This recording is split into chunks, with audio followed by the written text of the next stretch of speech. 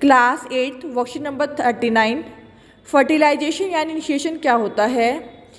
Male gamete और female gamete fertilise होकर zygote बनाते हैं, यानी फ्यूज़ होकर जायगोट बनाते हैं। नर युग्मक और मादा युग्मक क्या बनाते हैं? युग्मनज बना रहे हैं, जो आगे जाकर भ्रूण में विकसित हो जाता है।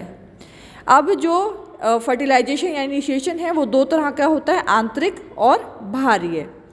तो जो आंतरिक है उसे इंटरनल बोलते हैं, जिसके अंदर जो मादा के शरीर के अंदर होगा ये इनिशिएशन, और जो एक्सटर्नल है उसके अंदर जो स्पर्म और एग का जो फ्यूज़न हो रहा है वो मादा के शरीर के बाहर होता है।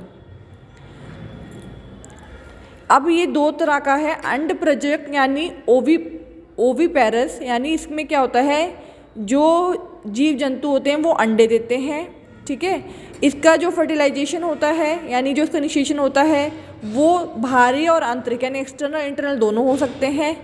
इसके अंदर जो भ्रूण होता है वो कहाँ से अपना न्यूट्रिएंट्स लेता है? जैसे जो अंडा होता है येलो, ये जो आपने देखा होगा मुर्गी का अंडा होता है, जो ये येलो वाला भाग है, तो ये जो भ्रूण होता है वो कहाँ से ले रहा है पोषण? ये जो वाइट वाला है एग योक, इससे वो पोषण लेता है।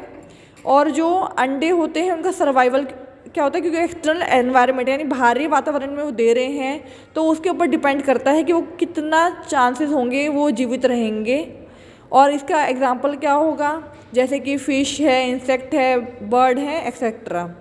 और विविपेरस क्या होते हैं, यानी जरा यूज, यहाँ पे देखना बेटा, यहाँ पे क्या था? अंड प्रजक यानी अंड से आप समझ जाओगे जो अंडे देते हैं, और यहाँ पे जरा यूज यानी जो बच्चे को जन्म देते हैं।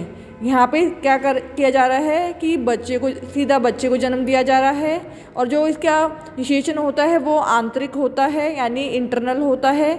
जो इसको भ्रूण को यानी एम्ब्रियो को जो न्यूट्रिएंट्स मिलते हैं वो उसकी मदर से यानी मादा से मिलते हैं, और जो भी बच्चे की ग्रोथ में उसको नरिशमेंट या केयर दी जाती है वो उसकी माँ से ही मिलती है। इसके उदाहरण हैं मनुष्य, हाथी